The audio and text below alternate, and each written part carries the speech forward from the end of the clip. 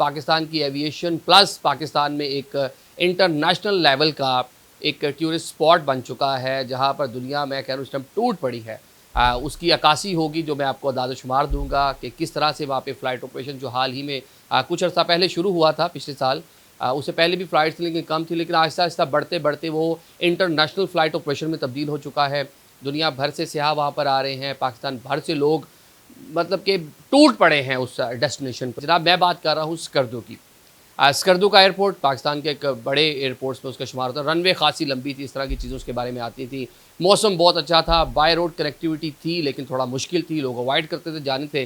لیکن وہاں پہ جناب پچھلے سال ہم نے دیکھا کہ کس طرح سے حکومت پاکستان نے تھوڑا فوکس کیا وہاں پہ ٹورزم کو بڑھانے کے لیے۔